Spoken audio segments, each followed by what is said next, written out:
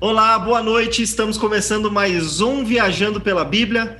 Com a graça de Deus estamos aqui, dando continuidade a essa série tão abençoada por Deus. Se você não conhece essa série, toda terça-feira às 8 da noite fica disponível aqui no canal da Igreja em Poços um vídeo onde um irmão vem aqui e nos traz não necessariamente um estudo bíblico ponto a ponto, mas nos traz princípios bíblicos para nos ajudar no nosso dia a dia, na nossa vida, para que a gente entenda um pouco mais da palavra e nos torne um pouquinho mais próximos de Deus. Hoje nós temos aqui o Eduardo. O Eduardo ele vai dar continuidade ao episódio que ele fez a semana passada. Semana passada falamos sobre o capítulo 2 do livro de Gênesis e hoje ele vai falar sobre o capítulo 3. Semana passada foi uma coisa bastante boa, né? Muitas coisas boas aconteceram, né?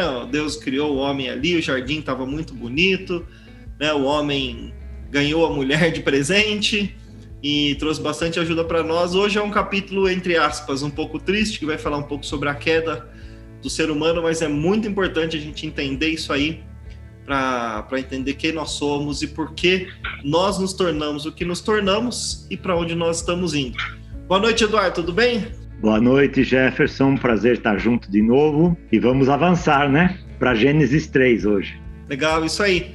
Então, Eduardo, eu já falei aqui, né, que o Gênesis 3 fala um pouquinho da queda, então fala um pouquinho para nós o que você trouxe para hoje. O Jefferson, quando deu a introdução, ele falou um pouco do Gênesis 2 e nós vemos de Gênesis 2 que Deus separou o homem, criou o homem e pôs o homem no melhor lugar. Ele criou um jardim para o homem, né? Fora da terra, vamos dizer assim.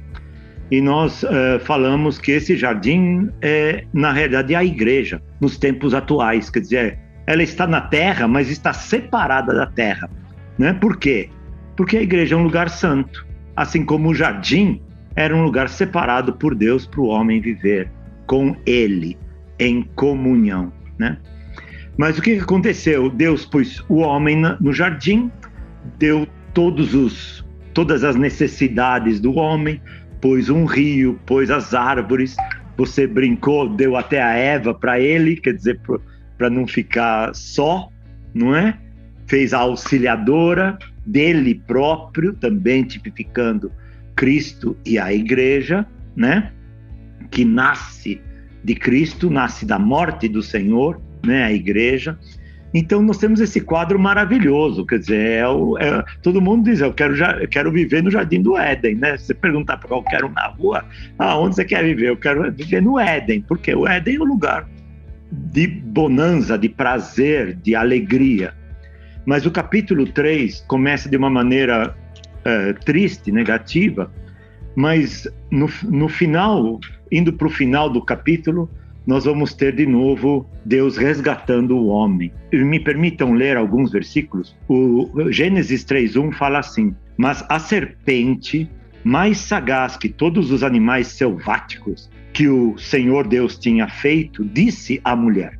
É assim que Deus disse: não comereis de toda a árvore do jardim? Ele pôs uma dúvida na cabeça da mulher do que Deus falou.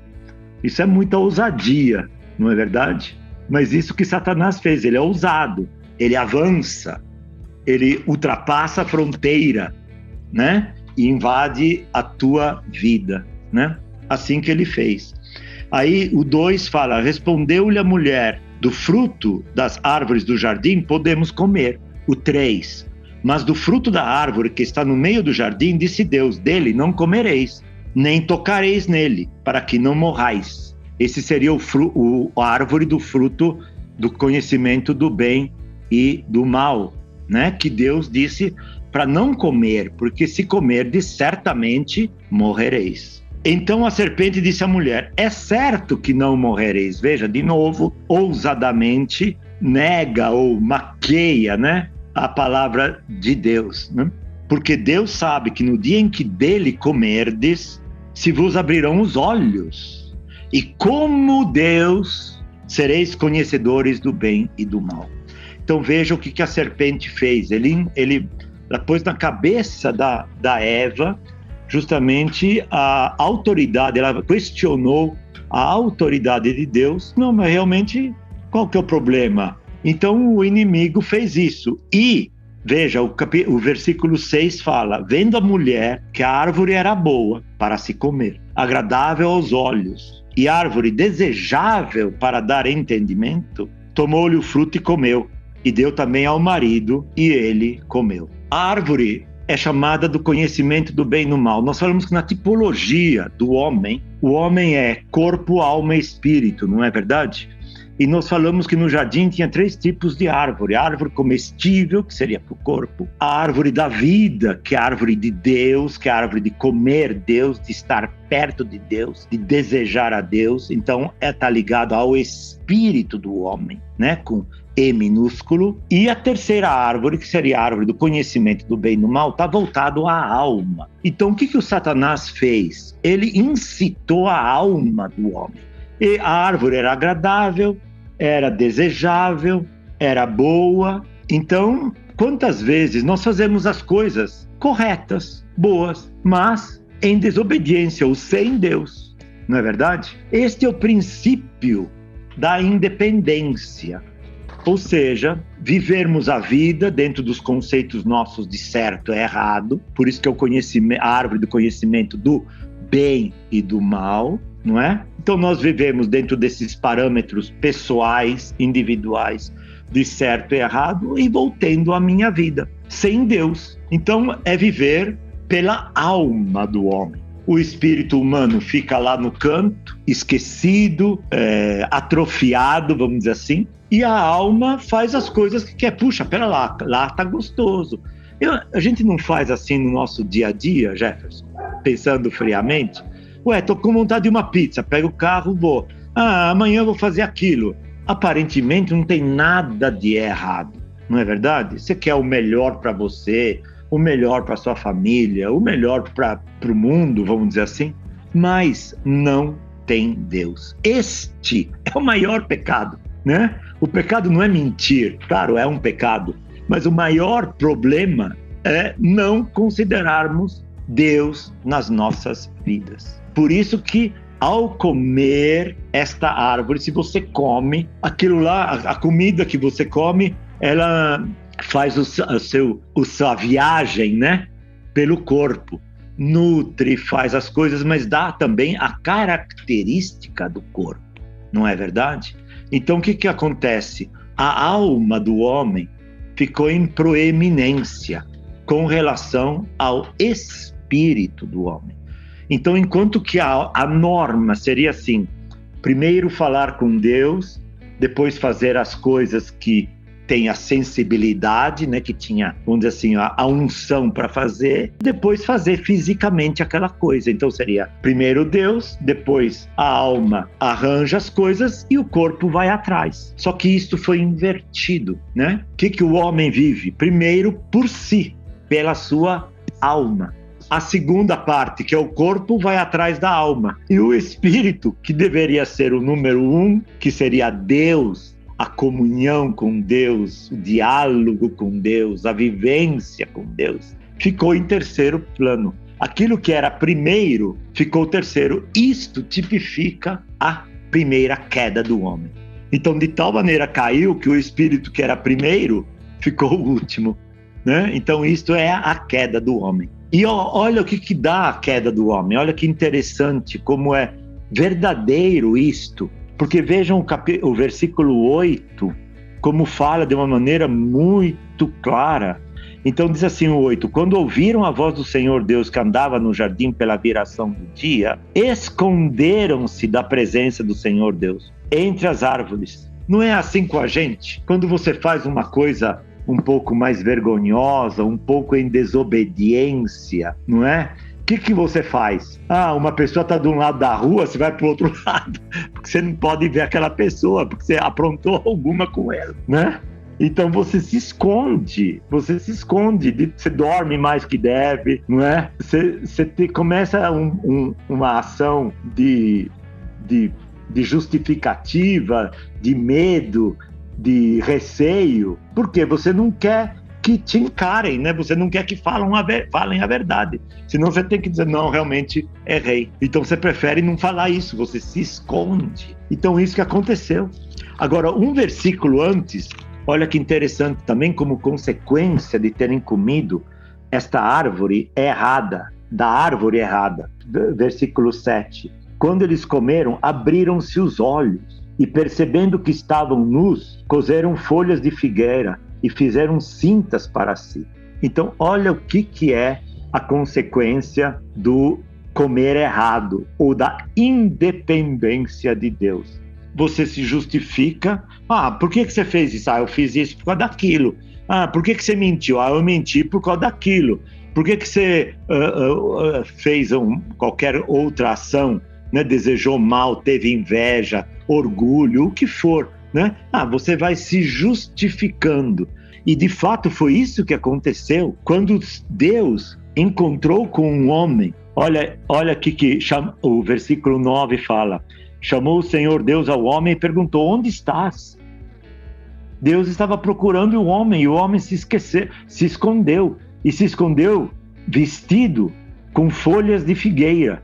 Ele se vestiu, ou seja, cobriu a sua nudez de vergonha já, né? A inocência tinha sido esquecida, perdida, né? De vergonha, e ele se escondeu. E Deus o procurou. Onde estás? Aí ele respondeu: ouvi a tua voz no jardim, porque estava nu, tive medo e me escondi. Olha as consequências. Você tem medo? Você se esconde? Você faz folhinhas para se justificar? Esse é o ser humano em plena queda. O 12 fala: então disse o homem: a mulher que me deste por esposa, ela me deu da árvore e eu comi. Então Adão se justificou por Eva, disse: mas a Eva que o Senhor me deu como esposa, ele já está pondo culpa até no próprio Deus, Adão, né? Olha, a mulher que você me deu como esposa me disse para comer e eu comi. Eu sou maior inocente, eu não sei de nada, eu estava passando por lá, mas a mulher me deu. Aí olha que coisa, disse o Senhor Deus à mulher: que é isto que fizeste? Respondeu a mulher: a serpente que me enganou e eu comi. Então Eva já deu a culpa à serpente. Agora, quando estava lá a serpente falando com Eva, por que ela não chamou Adão? Por que ela não disse assim: não, você tem que vir aqui na hora que Deus está? Aí com Deus, você vai falar com Deus, comigo e com Adão, para ver o que nós vamos fazer. Mas ela não teve isso, ela sozinha tomou a iniciativa. Isto é o homem no seu livre arbítrio, né, Jefferson? O homem tem escolha, porque senão Deus nem poria a árvore do conhecimento do bem e do mal no jardim. Ele poria só a árvore da vida, a árvore de comer, e pronto, o homem seria de Deus. Mas por que ele pôs a árvore do conhecimento do bem e do mal do lado da árvore da vida? É porque Deus quer ganhar o coração do homem, não é na força, como se na obrigação, né? Não é por imposição que Deus quer o homem. Deus quer o homem porque ele quer que o homem ame a Deus. Ele quer que o homem veja a grandeza de Deus. Ele quer que o homem entenda o plano de Deus, o desejo de Deus para o homem, né? Então a queda está aí. É a independência, é pôr a alma na frente da comunhão. É muito interessante isso aí. A gente aprende bastante, né? E mostra que o ser humano é o mesmo desde aquele período já, né? Tudo igualzinho. Então, as nossas justificativas, a gente se esconder, jogar a culpa no outro, não assumir nossas responsabilidades, tudo isso aí é o resultado de uma pessoa que está sem Deus, né? Que está longe de Deus. Então, é muito importante isso, né? Aprendemos outra coisa que você falou, né? Tomar as decisões, sempre tendo comunhão com Deus, partido que deve ser partido, né? Orar, ter comunhão com Deus, que é o nosso espírito, para que a gente possa ser guiado. Muito bom, viu, Eduardo? Tem mais alguma coisa ainda que você quer nos dizer? Gostaria de agora mostrar a Deus. Isso foi o lado do homem. O homem teve a iniciativa de fazer isso, fazer aquilo, fazer aquilo, fazer aquilo. Agora vamos ver o lado de Deus, ainda no capítulo 3, de Gênesis. Versículo 14. Então o Senhor Deus disse à serpente: visto que isto fizeste, maldita és entre todos os animais comestíveis, e o és entre todos os animais selváticos. Rastejarás sobre o teu ventre e comerás pó todos os dias da tua vida. Então, Deus maldisse essa serpente, dizendo que iria acontecer com ela. Ela seria maldita, porque essa serpente, ela falava até. Por isso que tipifica, na realidade, o inimigo de Deus, né? A serpente é o inimigo de Deus, que fala o tempo inteiro em paralelo para nós. Deus fala e a serpente fala.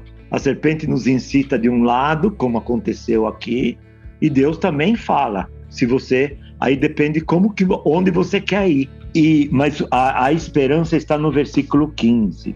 Veja que esse versículo é uma coisa maravilhosa. Porém, inimizade entre ti, ou seja, entre a serpente e a mulher, entre a tua descendência, ou seja, a descendência da serpente, e o seu descendente. Este te ferirá a cabeça e tu lhe ferirás o calcanhar. Isso, irmãos, mostra a esperança, é o nosso Senhor Jesus Cristo. Isso já está pregando o evangelho para Adão e Eva e está mostrando realmente que mesmo o homem em queda, Deus ainda ama o homem e quer resgatá-lo. Isso chama remissão, né? Quer resgatar, redimir esse homem para si. E como ele vai redimir esse homem para si? Veja esse versículo, vamos explorá-lo um pouco mais. Porém, inimizade entre ti, a serpente, e a mulher. Esta mulher, ela pode tipificar Eva, pode tipificar a Maria, mãe do Senhor, e pode tipificar a igreja como a noiva, né? Então, essa mulher vai ter uma inimizade com a serpente. Por quê?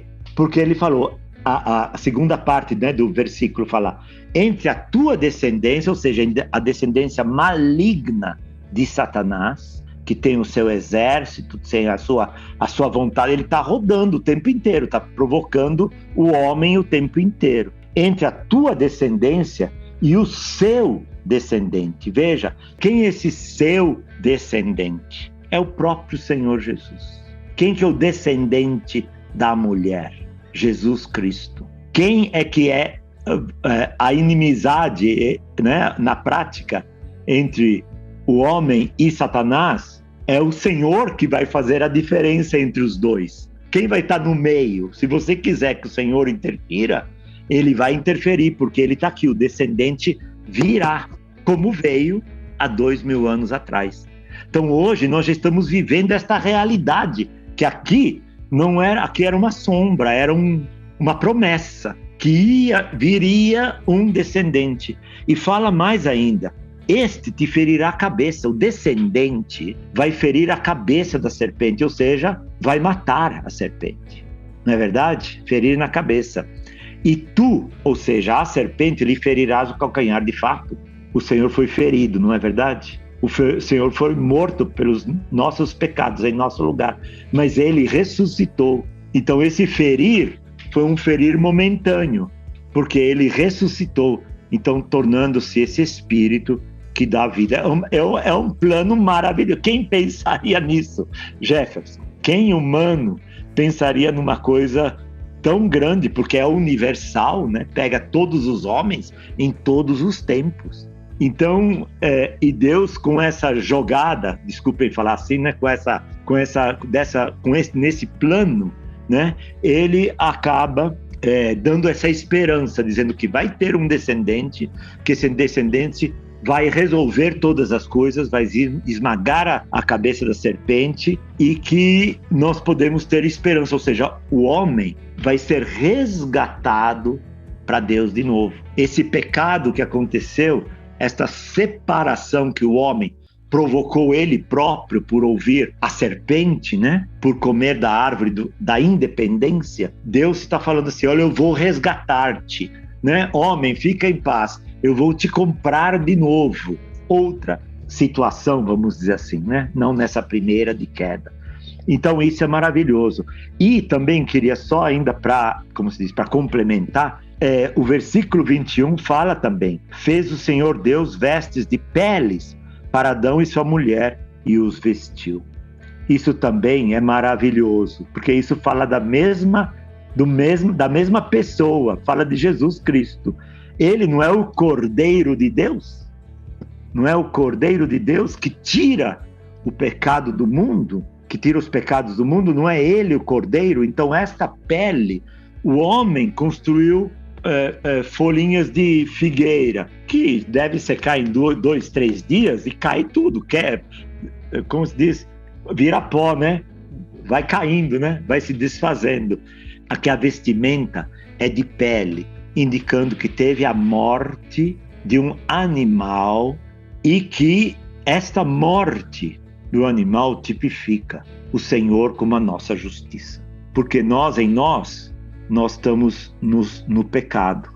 Mas se ele nos veste, ou seja, se eu pleiteio, se eu peço, se eu confesso e peço o sangue do Cordeiro de Deus, ele vem e me reveste com este sangue. Então eu fico revestido, não fico mais na vergonha do pecado, afastado de Deus, mas sim eu me aproximo de Deus via o sangue do Cordeiro. Aí eu preciso, claro, permitir ser vestido, né? Tem esperança.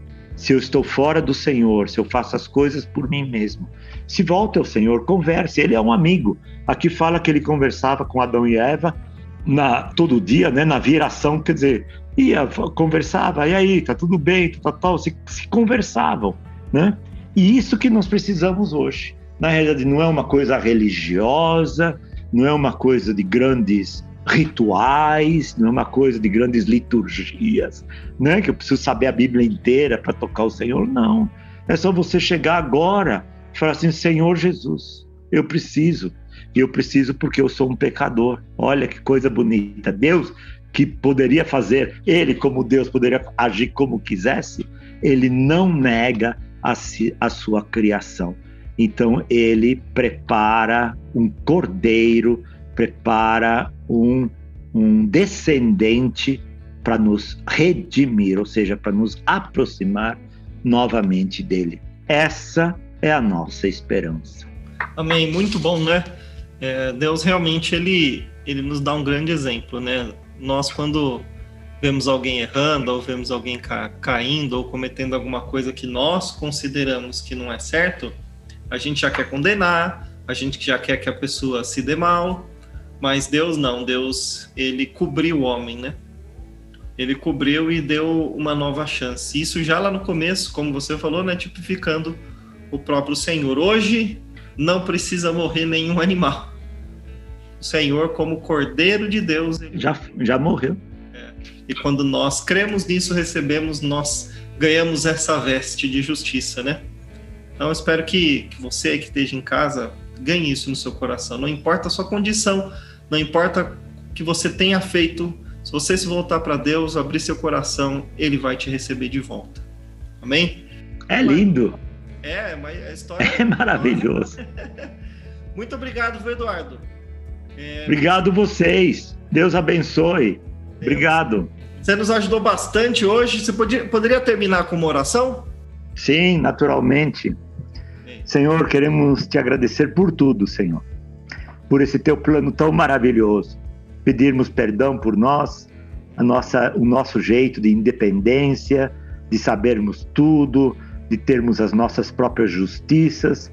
Mas, Senhor, queremos nos voltar a Ti, dobrar os joelhos e confessar que temos um Senhor.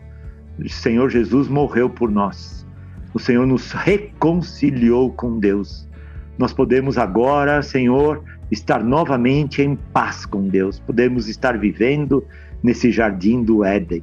Obrigado, Senhor. Queremos confessar-te. Queremos, Senhor, estar em comunhão contigo, Senhor, para que o Senhor possa fazer a sua obra em nós. Não nos deixe independentes, Senhor. Nos faça te invocar, Senhor Jesus, nos faça te amar, nos faça conhecer-te pela palavra pela Bíblia. Senhor, nos dá essa aproximação contigo, nos dá essa intimidade contigo. Nós te amamos, Senhor, e precisamos de ti. Senhor, muito obrigado pelo teu plano tão maravilhoso, por o Senhor ter me salvado. Jesus é o Senhor. Amém, muito bom. Obrigado, Eduardo. Deus abençoe. E obrigado você que nos assistiu, que Deus te abençoe e até a semana que vem, se Deus quiser.